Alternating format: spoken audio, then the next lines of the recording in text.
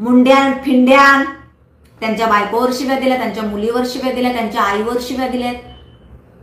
आता फडणवीस साहेब मुख्यमंत्री झाले तेव्हापासून फडणवीस साहेब कार्यकर्ते रमेश पाटलापासून ते सगळेच त्याचे ते नाही का, कोण तो अण्णा, कोण तो नाना स्पॉट, कोण तो घुंगरू, तो गुलगुल्या फुलफुल्या सगळेच याचे.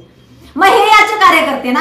आता याचे कार्यकर्ते जर मला शिव्या देतायत, माझ्या मुलींचे फोटो व्हायरल करतायत, घाण गलिच्छ त्याच्यावर पोस्ट टाकतायत नाही का, कॅप्शन टाकतायत, मग जरा याच्या कार्यकर्त्यांवर गुन्हे दाखल झाले पाहिजे. तर मेन आरोपी कोण आहे? जरांगे. आणि त्याने ते कबूल केलंय, त्याने ते स्वतः कबूल केलंय की मी स्वतः मला ट्रोल करणाऱ्या लोकांना कचाकच घोडे लावत होतो. मग या माणसावर गुन्हे दाखल झाले पाहिजेत की नाही? किंवा मी कराड जर दोषी आहे तर धनंजय मुंडेवर गुन्हे दाखल झाले पाहिजेत किंवा धनंजय मुंडेचा राजीनामा घेतला गेला पाहिजे. त्याच पद्धतीत मग याचे कार्यकर्ते जर मला घाण आणि गलिच्छ बोलतात तर याच्यावर पण गुन्हे दाखल झाले पाहिजेत. कारण ह्याच्या तोंडाने हा सांगतो. बरं, धनंजय मुंडेनं कुठंच बोलला नाही की मी बाबा असं काही करायला सांगितलं किंवा मी असं काही केलं नाही. धनंजय मुंडे मीडिया पुढे येतात आणि ते सांगतायत जर मी कायदेशीर दोषी असेल तर मी सगळ्या गोष्टी भोगायला तयार आहे. थोड्याच दिवसात कळेल.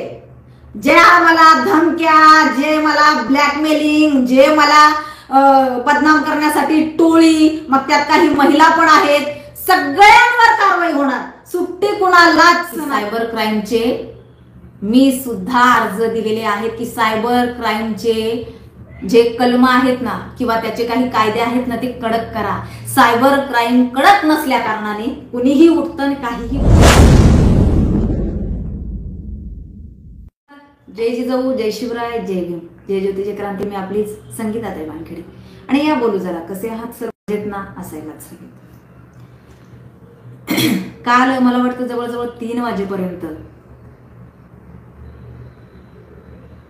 बीडमध्ये शिवाजीनगर पोलीस स्टेशन या ठिकाणी गदारोळ चालू होता आणि काही तुटक्या मुटक्या थोड्याफार मीडियाने ते कव्हर केलेलं आहे.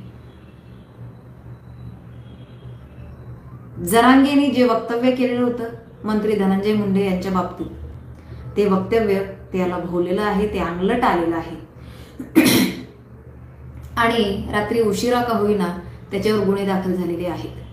म्हणजेच काय तर इथे कायदा कुणालाही सोडणार नाही हे पुन्हा एकदा सिद्ध झालं. कायदा कुणाच्या बापाचा नाही हे पुन्हा एकदा सिद्ध झालं. अभिव्यक्ती स्वातंत्र्य प्रत्येकाला आहे, प्रत्येकाने आपलं मत मांडायलाच पाहिजे. परंतु मत मांडण्याची एक पद्धत असते. बऱ्याच जणांचं म्हणणं आहे की तुम्ही का बरं त्याला बोलता, तर तो का बरं बोलतो? तोही मोठमोठ्या मंत्र्यांना एकरी भाषेत बोलतोय, गलिच्छ शिव्या देतोय, अन्ना टन्ना चिन्ना काढतोय, बोलतोच ना. मग अशा व्यक्तीला त्याच भाषेत बोललं पाहिजेत ना. त्याला तीच भाषा कळते, त्याला तीच भाषा समजते. जर एखादा आपल्याला कन्नडमध्ये बोलत असेल आणि आपण त्याला मराठीत बोलू तर त्याला कळणार आहे का? नाही. तर त्याला त्याच भाषेत उत्तर द्यावं लागेल. म्हणून मी त्याला त्याच भाषेत उत्तर देते. किंवा आणखी काही भ्रष्टाचारी लोक असतील ज्यांनी त्यांच्या बंगल्यावर उचलून नेलेलं आहे सर्वसामान्य लोकांना, त्यांना अगदी मरेपर्यंत मारलेलं आहे, परंतु त्या लोकांची प्रतिकार शक्ती ही स्ट्रॉंग असल्या कारणाने ती लोक त्यातनं वाचलीत. अशा लोकांना, जी भ्रष्टाचारी लोक आहेत अशा लोकांना मी त्यांच्या त्याच भाषेत बोलते बरं का. मी चांगल्या लोकांना नाही बोलते त्या भाषेत, मध्ये लक्षात ठेवा. तर रात्री बऱ्याच उशिरापर्यंत शिवाजीनगर पोलीस स्टेशनला गदारोळ चालू होता. त्या ठिकाणी महिला भगिनींच्या प्रतिक्रियाही आपण बघितल्या असेल. ह्या सर्वसामान्य घरातल्या महिला भगिनी होत्या, त्या काही बंगल्यात राहणाऱ्या नव्हत्या. ज्या तिथे बोलत होत्या ना त्या वैतागून गेलेल्या होत्या. त्या वैतागलेल्या आहेत. ह्या हा जो जातीय द्वेष पसरवणं लावलंय गेल्या 1.5 ते 2 वर्षापासून, या सगळ्या गोष्टींना त्या महिला भगिनी कंटाळलेल्या आहेत. ज्या महिला भगिनी एका गावामध्ये राहत असताना सगळ्या गुन्ह्या गोविंदाने राहत होत्या, जगत होत्या, यांच्या शुभकार्याला ती लोक येत होती, त्यांच्या शुभकार्याला आपण लोक जात होतो. परंतु या जरांगेने मात्र गेल्या 2 वर्षापासून कुठेतरी ह्या सगळ्या काही रीती रिवाज परंपरा मला वाटतं मोडीत काढलेल्या आहेत आणि जातीय द्वेष इतका पसरवून दिलेला आहे या माणसाने की तो फक्त वाट बघत असतो की कुठं मला त्याचं पेट्रोल घेऊनच तो फिरत असतो, कुठं मला चान्स मिळेल आणि मी त्याच्यामध्ये पेट्रोल ओतेल, हे तो वाट बघून असतो आणि त्या पद्धतीत त्याचं कार्य चालू असतं. त्यांना समाजाचं काही घेणं देणं नाही, हे समाजाच्या सुद्धा लक्षात आलेलं आहे. विधानसभा निवडणुकीमध्ये समाजाच्या लक्षात आलेलं आहे. समाजाने त्याचं सगळं काही ओळखलेलं आहे. विनंती आहे सगळ्यांना, लाईक करा, लाईक करा. 400 लोक बघायला आहेत, 443 लोक बघायला आहेत आणि फक्त 22 लाईक. येतं नाही साफी आहे ना. लाईक करा, लाईक फार महत्वाच्या आहेत. तुमच्या लाईक आणि तुमच्या प्रतिक्रिया ह्याच तर मला पुढे जायला बळ देत आहेत. त्यामुळे लाईक करा. तर अशा पद्धतीमध्ये रात्री 3 वाजेपर्यंत त्या ठिकाणी गदारोळ चालू होता. कदाचित ते जर जवळ असतं ना ठिकाण तर मी स्वतः तिथे गेली असते. हो, मी स्वतः त्या ठिकाणी गेली असते आणि याच्यावर गुन्हे दाखल करा म्हणून मी सुद्धा त्या महिला भगिनींसोबत आहे ना उभी राहिली असते. कारण याने वेळच कशी आणून ठेवली आहे महाराष्ट्रावर या माणसाने, आणि याला पुन्हा ते धस जोडलेले आहेत.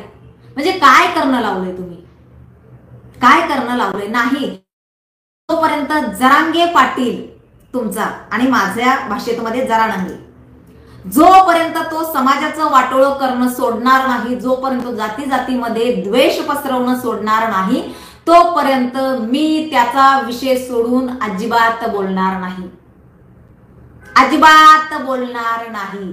डीके गेमिंग, काय तुम्हाला तुमची यंत्रणा लावायची ना ते लावू शकता, काय तुम्हाला माझ्या सुपाऱ्या द्यायच्या आहे ना ते देऊ शकता, बरं का. मला मी बोलत तर राहणार, अन्याय तेथे प्रतिकार आणि चूक तेथे बोलणार, हे माझं ब्रीदवाक्य आहे. त्याचप्रमाणे मी बोलत राहणार. त्याचं कारण अभिव्यक्ती स्वातंत्र्य आहे ना, तो नाही बोलत का? काय बोलला तो? मुंड्यान फिंड्यान.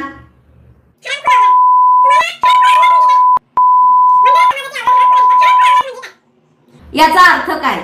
मागे काय बोललेला फडणवीस साहेबांना? त्यांच्या बायकोवर शिव्या दिल्या, त्यांच्या मुलीवर शिव्या दिल्या, त्यांच्या आईवर शिव्या दिल्यात. आता फडणवीस साहेब मुख्यमंत्री झाले तेव्हापासून फडणवीस साहेब, फडणवीस साहेब, फडणवीस साहेब चालू आहे. आता नाही एकेरी नावाने हाक मारते, आता नाही एकेरी नावाने काय बोलते, आता काहीच नाही. का बरं?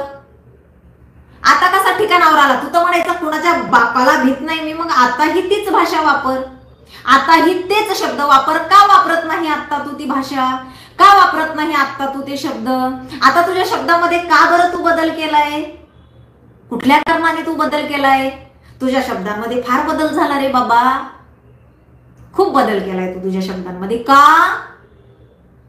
मग आता ह्या खालच्या जातीच्या तुझ्या भाषेत, माझ्या नाही बाबा, मी कुणाचीही जात खालीवर अजिबात नाही. माझ्या नजरेमध्ये सगळे हिंदू आहेत आम्ही, आणि आम्ही सर्व शिवरायांची मावळे आहोत. कारण छत्रपती शिवरायांनी हिंदवी स्वराज्य स्थापन केलेलं होतं, त्यांच्या हिंदवी स्वराज्याच्या छताखाली आम्ही सगळे एकत्र आलेलो आहोत. त्यामुळे आम्ही कधीच जाती भेद मानणार नाही, आम्ही जातीला कधीच तिलांजली दिलेली आहे. हो, आमचा हिंदू धर्म जाती भेद करायला शिकवत नाही, अजिबात नाही, बिलकुल नाही. आमचा हिंदू धर्म ज्याचे गुण श्रेष्ठ असेल ना त्याच्या पाया पडायला सांगतो, बरं का. मग ते संत गाडगे महाराज असले तरी सुद्धा. आमचा हिंदू धर्म ज्याचे गुण चांगले असेल, ज्याची भक्ती स्वच्छ असेल, त्याचे विचार समाजामध्ये रुजवायला सांगतो. मग ते संत चोखा मेळा का असेना. सावतामाळी काय केलं त्यांनी? संत सावतामाळी यांनी कधीच त्यांचं शेत सोडून पंढरपूरला गेले नाहीत, परंतु पांडुरंग मात्र त्यांच्या मळ्यात मध्ये गेला, कारण त्यांची भक्ती स्वच्छ होती. हे आमचं हिंदू धर्म शिकवतंय आम्हाला. आमचा हिंदू धर्म कधीही जात पात मानत नाही. हा मुघली मराठा आहे. पुन्हा एकदा सांगते, मी वारंवार सांगणार, मी माझ्या शेवटच्या श्वासापर्यंत सांगणार, हा जरांग्या मुघली मराठा आहे. हा मुघलाच्या सैन्यामध्ये काम करत असणार याचे पूर्वज, आमचे नाही बरं का. आमचे पूर्वज छत्रपती शिवरायांच्या सैन्यामध्ये काम करत होते. त्यामुळे आम्ही हिंदवी मराठी आहोत, आम्ही हिंदू मराठी आहोत. हो, हिंदू धर्म जोपासणारे मराठी आहोत, बरं का. आम्ही मुघलांच्या मांडीला मांडी लावून बसणारे नाहीयेत, लक्षात ठेवा, कळलं ना. आम्ही मुघलांच्या मांडीला मांडी लावून बसणारे लोक नाहीयेत. हा, आम्ही मुघलांच्या अवलादींना खड्डा करून गाडणारे आहोत बरं का. याचे लोक बघा ना किती गलिच्छ कमेंट करतात, कारण ते मुघली मराठे आहेत. ते मुघली मराठे आहेत. छत्रपतींचे मावळे कधीच स्त्रियांना शिवीगाळ करणार नाहीत. मग ती दुश्मनांची स्त्री का असेना, ती विरोधकांची स्त्री का असेना, अजिबात नाही. मुघलांच्या स्त्रिया ज्या वेळेला छत्रपतींच्या स्वराज्यातनं जात होत्या ना, ज्या वेळेला त्यांच्या राज्यातनं त्या जायच्या, त्यावेळेला त्या निसंकोच होऊन जायच्या की ये शिववा का राज्य है, यहाँ पे हमें कोई खतरा नाही. कारण मावळ्यांना सुद्धा तंबी दिलेली असायची. अजिबात कुठल्याही माता भगिनीला गलिच्छ नजरेने बघायचं नाही, चुकीच्या हेतूने तिला छेडायचं नाही. ती दुश्मनांची स्त्री जरी असेल ना तरी सुद्धा. कळलं ना. ही माझ्या शिवछत्रपतींची नीती होती आणि ही माझ्या शिवछत्रपतींची शिकवण होती. परंतु नाही, जरांगे काय करतो, तोही गलिच्छ शिव्या देतो. तो खुलेआम स्टेजवर सांगतो मी कचाकच यांच्या आईला घोडे लावतो. तो स्टेजवर सांगतो. आणि त्याचे पण कार्यकर्ते हो कमेंट मध्ये गलिच्छ बोलतातच, महिलांना घाणघाण बोलतात. कारण ते मुघली मराठे आहेत. मुघल त्यांच्या घरी जाऊन आलेले आहेत रात्रीचे. हा, हे वंशज त्यांचे आहेत. त्यामुळे त्यांचा गुणधर्म हे कसे सोडतील बरं, कसे सोडतील. काल त्या माता भगिनी त्यांचं मत व्यक्त करत होत्या, त्याच्या खाली सुद्धा याच्या कार्यकर्त्यांच्या कमेंट वाचायच्या होत्या. किती गलिच्छ आणि घाण शिव्या देत होत्या त्या महिलांना ही लोक. कशामुळं, कशामुळं, कारण काय. अरे तुम्ही कितीही भुकलात ना तरी तुम्ही जातीवंत हिंदुत्ववादी मराठे होऊ शकत नाही. तुम्ही मुघली मराठे ते मुघली मराठेच असणार, एवढं लक्षात ठेवा. तुम्ही शिवरायांचे मावळे कधीच होऊ शकत नाही, लक्षात ठेवा. हा, हिंदवी स्वराज्याचे पाईक आम्ही आहोत. आमच्या शिवछत्रपतींनी जो पायंडा आम्हाला घालून दिलाय, आम्ही आमच्या शेवटच्या श्वासापर्यंत तो जपू बरं का. शेवटच्या श्वासापर्यंत आम्ही जपू. आणि त्यामुळं काय झालं माहिती का, काल त्याच्यावर गुन्हे दाखल झालेले आहेत. मला वाटतं 2 ठिकाणी झाले. लवकरच सगळीकडे होतील आणि सगळ्यात मोठा माझा गुन्हा दाखल होणार आहे. कारण याचं काय म्हणणं आहे माहितीये का, ह्याचं म्हणणं काय आहे की तो कोण मुलगा होता ना, तो वाल्मिक कराडासोबत त्याचे संबंध दाखवतात बरं का त्या मुलाचे. म्हणून वाल्मिक कराड गुन्हेगार. आणि त्याचबरोबर वाल्मिक कराड धनंजय मुंडेच्या संपर्कात, म्हणून धनंजय मुंडेचा पण राजीनामा घ्या. मग आता जरांगेचे कार्यकर्ते रमेश पाटलापासून ते सगळेच त्याचे ते नाही का, कोण तो अण्णा, कोण तो नाना स्क्वॉट, कोण कोण कोण कोण तो घुंगरू, तो गुलगुल्या, फुलफुल्या, सगळेच याचे. मग हे याचे कार्यकर्ते ना. आता याचे कार्यकर्ते जर मला शिव्या देत आहेत, माझ्या मुलींचे फोटो व्हायरल करतायत, घाण घाण गलिच्छ त्याच्यावर पोस्ट टाकतायत नाही का, कॅप्शन टाकतायत, मग जरा याच्या कार्यकर्त्यांवर गुन्हे दाखल झाले पाहिजे. तर मेन आरोपी कोण आहे, जरांगे. जरांगेवर पहिले गुन्हे दाखल झाले पाहिजे आणि मग या सगळ्यांवर पॉस्को जरांगेवर लागला पाहिजे आणि मग या सगळ्यांवर. कारण माझी मुलगी 17 वर्षाची होती. तिला ज्या वेळेला तिचा फोटो व्हायरल करण्यात आला आणि वरती घाण कॅप्शन टाकण्यात आलं, त्यावेळेला, कारण या देशाला संविधान लागू आहे आणि जर या देशाला संविधान लागू आहे तर माझी विनंती आहे महाराष्ट्र सरकारला की या जरांगेवर गुन्हे दाखल झाले पाहिजेत. कारण याचंच म्हणणं आहे ना, याचंच म्हणणं आहे ना की वाल्मिक कराड जर दोषी आहे तर धनंजय मुंडेवर गुन्हे दाखल झाले पाहिजेत किंवा धनंजय मुंडेचा राजीनामा घेतला गेला पाहिजे. त्याच पद्धतीत मग याचे कार्यकर्ते जर मला घाण आणि गलिच्छ बोलतात तर याच्यावर पण गुन्हे दाखल झाले पाहिजेत. कारण ह्याच्या तोंडाने हा सांगतो. बरं, धनंजय मुंडेनं कुठंच बोलला नाही की मी बाबा असं काही करायला सांगितलं किंवा मी असं काही केलं नाही. धनंजय मुंडे मीडिया पुढे येतात आणि ते सांगतायत जर मी कायदेशीर दोषी असेल तर मी सगळ्या गोष्टी भोगायला तयार आहे, मी सगळ्या गोष्टींना सामोरं जायला तयार आहे. परंतु हा काय म्हणतो, मला ज्या वेळेला लोक ट्रोल करत होते ना, मी त्यांच्या आईला कचाकच घोडे लावत होतो. म्हणजे काय, तर जरांगे पाटलाने स्वतःच्या तोंडाने कबूल केलं की तो महिला भगिनींना गलिच्छ भाषेत शिवीगाळ करत होता, त्याच्या कार्यकर्त्यांना तो फूस देत होता, त्याच्या कार्यकर्त्यांना तो खुल्या महिला भगिनींना शिव्या द्या म्हणून तो सपोर्ट करत होता. बिलकुल फुल परमिशन, बिलकुल काहीही करा, कुठल्याही महिला भगिनींना शिव्या द्या, जर मला ट्रोल करत असतील तर कुणाला सोडू नका, हे त्याचं म्हणणं होतं. आणि त्याने ते कबूल केलंय, त्याने ते स्वतः कबूल केलंय की मी स्वतः मला ट्रोल करणाऱ्या लोकांना कचाकच गोडे लावत होतो. मग या माणसावर गुन्हे दाखल झाले की पाहिजेत की नाही? झालेच पाहिजे. आणि त्याची सुरुवात झालेली आहे. शेवट मी करेल एवढं लक्षात ठेवा. मी वारंवार सांगत असते, रामायण महाभारत फक्त एका महिलेचा अपमान झाला ना म्हणून घडलेला आहे. अरे जरा नंग्या, तुझी जी लंका आहे ना, लंका, तुझी लंका मी जाळणार, लक्षात ठेव. जी महिलांची अवहेलना लावली ना तुझ्या सैन्याने, रावण टोळीने, तुझी रावण टोळी ना, तुझ्या रावण टोळीला आतमध्ये कायदेशीररित्या मी टाकणार, एवढं लक्षात ठेव. कारण या देशाला डॉक्टर बाबासाहेब आंबेडकर यांचं संविधान आहे. आणि डॉक्टर बाबासाहेब आंबेडकर यांनी संविधान माझ्या शिवछत्रपतींचं हिंदवी स्वराज्य डोळ्यासमोर ठेवून लिहिलेलं आहे. त्याच्यामुळं ते संविधान कधीच चुकीचं नसणार बरं का. त्या संविधानामध्ये संविधानिकरित्या तुझा चौरंगा केला जाईल, हो केला जाईल. आणि तुझ्यावर गुन्हे दाखल होणार लवकरात लवकर. तुझी जी फडफड तडतड आहे ना, जे तुझा समाज नासवण्याचं काम चालू आहे ना, ते बंद होणार संविधानिकरित्या. अगदीच एकटी स्त्री काय करू शकते येणाऱ्या लवकरच थोड्या दिवसात तुला कळेल, लवकरच थोड्याच दिवसात कळेल. जे मला धमक्या, जे मला ब्लॅकमेलिंग, जे मला बदनाम करण्यासाठी टोळी, मग त्यात काही महिला पण आहेत, सगळ्यांवर कारवाई होणार. सुट्टी कुणालाच नाही, सुट्टी कुणालाच नाही.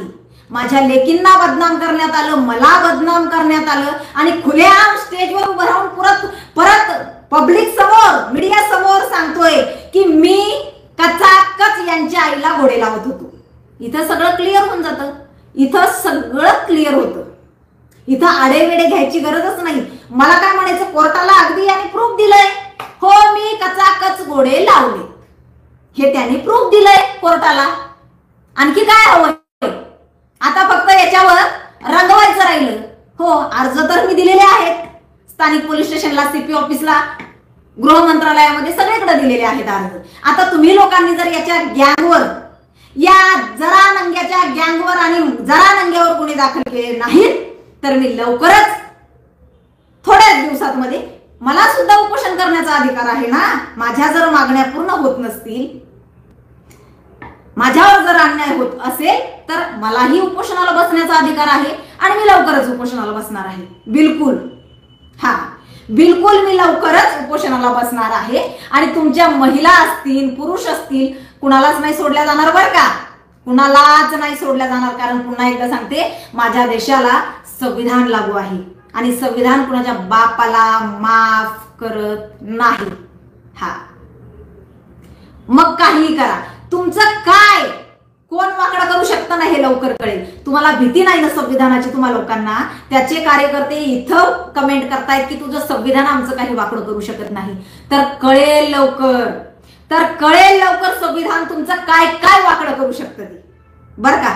संविधान तुमचं हे पण वाकडं करणार, ते पण वाकडं करणार, ते पण वाकडं करणार आणि सगळंच वाकडं करणार संविधानिकरित्या. तुमचं सगळंच काही वाकडं होणार संविधानिकरित्या. तुम्हाला कळेल संविधान एकदा घुसलं ना, हा की ते कसं काय काय वाकडं करतं ते. मजा वाटते. तुम्ही खुशाल तुम्ही करा, खुशाल तुम्ही सोशल मीडियावर बदनामी करा. कारण हा लवकरच तुम्हाला कळणार आहे की सायबर क्राईमचे मी सुद्धा अर्ज दिलेले आहेत की सायबर क्राईमचे जे कलम आहेत ना किंवा त्याचे काही कायदे आहेत ना ते कडक करा. सायबर क्राईम कडक नसल्या कारणाने कुणीही उठतं आणि काहीही भुगतं. त्याच्यामुळे लवकरच त्याच्यावर अंमलबजावणी झालेली आहे आणि कळेल तुम्हाला आता काय आणि कसं आणि कुठं कुठं तुमच्या घुसतं ते आणि तुमचं काय काय वाकडं होतं हे लवकरच तुम्हाला कळेल. तुम्हाला लयच वाकडं करून घ्यायची आवड आहे ना, पटकन तुमचं लवकरात लवकर तुमचं वाकडं करण्यात येईल. सरकारला निवेदन दिलेच आहे तुम्ही आणि आता सरकारही मला असं वाटतं जर लवकर त्याच्यावर कारवाई करणार नाही तर मला माझ्या मागण्यांसाठी बसावं लागणार आहे. हो मला माझ्या मागण्यांसाठी आझाद मैदानावर बसावं लागणार आहे आणि यांचं काय काय वाकडं संविधानिकरित्या कसं करता येईल ना ते करावं लागणार आहे. आणि बघणार आहात तुम्ही लवकरच, तुम्ही लोक येणाऱ्या काळामध्ये, येणाऱ्या दिवसांमध्ये काय काय आणि कसे कसे घोडे संविधानिकरित्या तुम्हाला लागतात ते. संविधानाला इतकं पण कमजोर समजू नका रे. संविधान आहे ना फार शिस्तबद्ध आहे. फक्त त्याला चालवणारा व्यक्ती चांगला पाहिजे, इमानदार पाहिजे. अपेक्षा आहे चालवणारा व्यक्ती इमानदार बसवलाय आता समाजाने, पब्लिकने. बघूया काय होतंय ते, बघूया. कारण संविधानाच्या नजरेमध्ये आणि संविधानाच्या कायद्यामध्ये कुणीही लहान मोठा नाहीये. सगळ्यांना कायदे समान आहेत. मग जर संविधानाच्या कायद्यामध्ये सगळ्यांना कायदे समान आहेत, त्याची अंमलबजावणी व्हायलाच हवी. त्याची अंमलबजावणी संविधानिकरित्या व्हायलाच हवी. हो, आणि होणार. सुरुवात झाली शिवाजीनगरपासून, त्याचा शेवट पुण्याच्या शिवाजीनगरमध्ये होईल लवकरच. चला, हरकत नाहीये. मस्त खा, स्वस्त राहा, जगा आणि जगू द्या. उद्या पुन्हा नवीन विषय घेऊन तुमच्या समोर येणारच. तोपर्यंत तुमचीच संगीताताई वानखेडे.